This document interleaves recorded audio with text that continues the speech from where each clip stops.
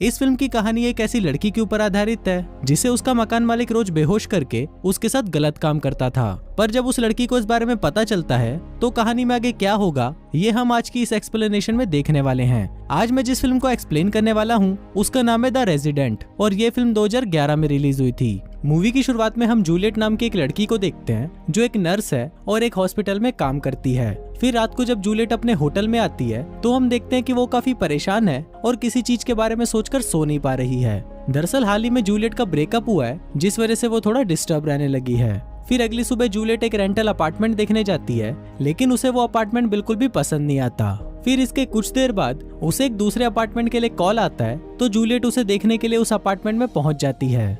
वहां पर वो उस अपार्टमेंट के मालिक से मिलती है जिसका नाम मैक्स होता है। मैक्स उसे वो अपार्टमेंट दिखाता है और जूलियट को वो बहुत पसंद भी आता है। पर वो अपार्टमेंट बहुत बड़ा था तो जूलियट को लगता है कि शायद उसका रेंट भी ज्यादा होगा, लेकिन मैक्स उसे इसका रेंट बहुत कम बताता है।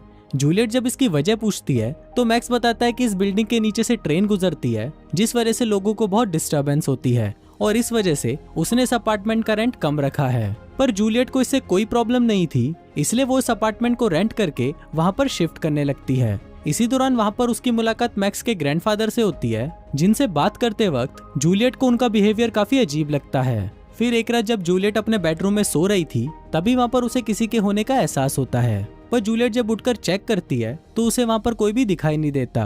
अब ये देखकर जूलियट वापस सोने चली जाती है पर तभी वहाँ पर हम किसी की परछाई को देखते हैं जिसका मतलब है कि कोई जूलियट के ऊपर नजर रख रहा है। फिर अगली सुबह जब जूलियट जॉगिंग करके वापस अपने अपार्टमेंट में आती है तो उसे अपने गेट के बाहर एक गिफ्ट मिलता है जिसको देखकर उसे लगता है कि शायद ये मैक्स ने ही रखा होगा। लेकिन बाद में जब वो मैक्स को गिफ्ट के लिए थैंक्स बोलने जाती है तो मैक्स उसे बताता है कि ये गिफ्ट मैंने नहीं बल्कि मेरे ग्रैंडफादर ने दिया है। ये सुनकर जूलियट मैक्स के ग्रैंडफादर को थैंक्स बोलने जाती है पर वो ठरकी बुड्ढा उसी पर ही लाइन मारना शुरू कर देता है और वो उसे अपने साथ कुछ टाइम स्पेंड करने के लिए बोलता है। लेकिन तभी जूलियट कुछ काम का बहाना लगाती है और वहां से चली जाती है। फिर अगले दिन जब जूलियट अपने एक फ्रेंड के साथ आर्ट एग्जीबिशन में थी तभी वहां पर मैक्स भी आ जाता है और वो जूलियट से बातें करने लगता है। फिर वो दोनों कुछ देर तक वहां पर बकचोदियां करते हैं और फिर जूलियट मैक्स को अपने साथ घर चलने के लिए बोलती है।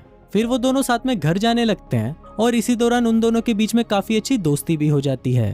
तभी वहां पर हम जूलियट के एक्स बॉयफ्रेंड जैक को देखते हैं जो कि दूर से उन दोनों को देख रहा होता है। फिर घर पहुंचकर जूलियट के मन में ठरक जागने लगती है और वो लपक कर मैक्स को किस कर लेती है, लेकिन तभी मैक्स उसे रोक देता है। अब इससे जूलियट को काफी अनकंफर्टेबल फील होता है और वो मैक्स को सॉरी बोलकर वहां से चली जाती है।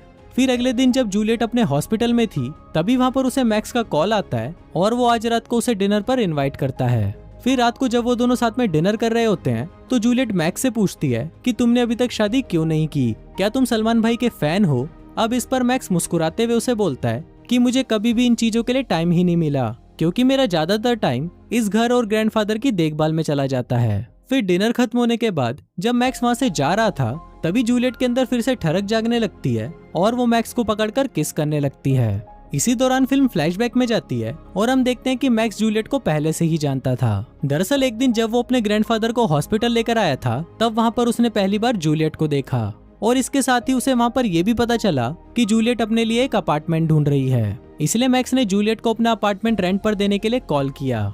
यहाँ पर हमें ये भी पता चलता है कि उस रात हमने जिसकी परछाई जूलियट के कमरे में देखी थी वो मैक्स ही था। दरअसल मैक्स ने अपने घर को कुछ इस तरह बना रखा था कि वो जब चाहे तो वो छुपकर जूलियट के कमरे में आ सकता था और जब से जूलियट यहाँ पर रहने आई है मैक्स हर रात को छुपकर जूलियट के कमरे में आता है और उसे पूरी रात सोता हुआ देखता है, जिससे हमें पता चलता है कि मैक्स जूलियट के पीछे पूरी तरह पागल है। वहीं फिल्म वापस प्रेजेंट में आती है और हम देखते हैं कि मैक्स और जूलियट घपाघप करने की तैयारी कर रहे हैं। पर तभी जूलियट का मन बदल जाता है और वो मैक्स को बोलती है कि वो ये सब नहीं कर सकती। दरअसल जूलियट अभी भी अपने एक्स बॉयफ्रेंड से प्यार करती थी। फिर जब जूलियट ये बात मैक्स को बताती है तो वो उसे बिना कुछ बोले वहां से चला जाता है। फिर अगली सुबह मैक्स जूलियट का पीछा करते हुए एक सुपरमार्केट में जाता है जहां पर जूलियट उससे कल रात के लिए माफी मांगती है और उसे कहती है कि उसे अपने एक्स बॉयफ्रेंड को भुलाने के लिए थोड़ा टाइम चाहिए। यहाँ पर मैक्स उसे इस तरह बर्ताव करता है कि जैसे उसे इस बात से कोई फर्क नहीं पड़ता।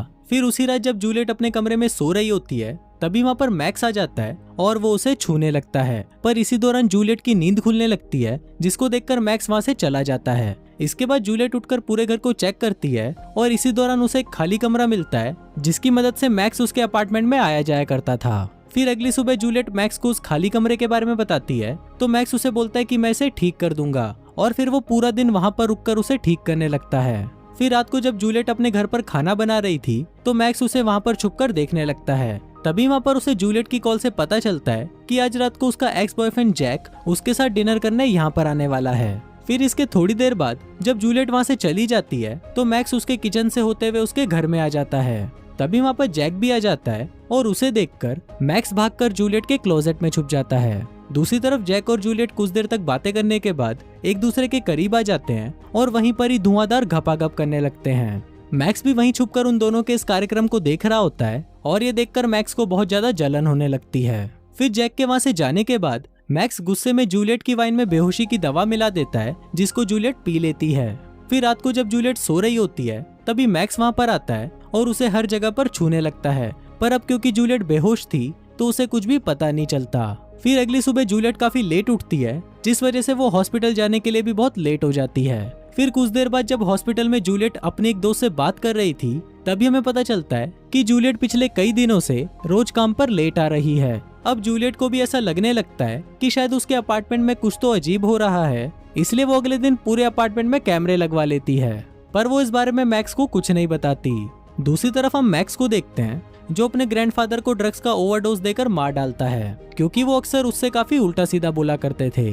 फिर उसी रात मैक्स जैक और जूलियट को साथ में डिनर करते हुए देखता है जिसको देखकर वो और भी ज्यादा गुस्सा हो जाता है। इसके बाद जब जैक वहां से वापस अपने घर जा रहा था तब मैक्स उसे धक्का देकर सीढ़ियों से नीचे गिरा देता है। वहीं जूलियट जब घर आकर कैमरे की रिकॉर्डिंग्स चेक करती है तो उसे वहां पर कुछ नहीं मिलता, इसलिए वो कंप्यूटर बंद करके वाइन पीने लगती है। ये वही वाइन थी जिसमें मैक्स ने बेहोशी की दवा मिलाई हुई थी। फिर जब जूलियट उसको पीने के बाद बेहोश हो जाती है तो मैक्स वहां पर आकर उसके साथ सेम प्रोसेस वापस करने लगता है, लेकिन इस बार जूलियट को होश आ जाता है और ये देखकर मैक्स उसे तुरंत बेहोशी का एक इंजेक्शन दे देता है जिसके कारण जूलियट फिर से बेहोश हो जाती है। अब उस दवा की वजह से जूलियट अगले दिन फिर से लेट उठती है जिस वजह से वो जल्दी में हॉस्पिटल जाने के लिए तैयार होने लगती है, पर इसी दौरान उसे बेड के नीचे से उस इंजेक्शन की कैप मिलती है जिसको देखकर वो समझ जाती है कि जरूर उसे रात को कोई बेहोशी के इंजेक्शन दे रहा है।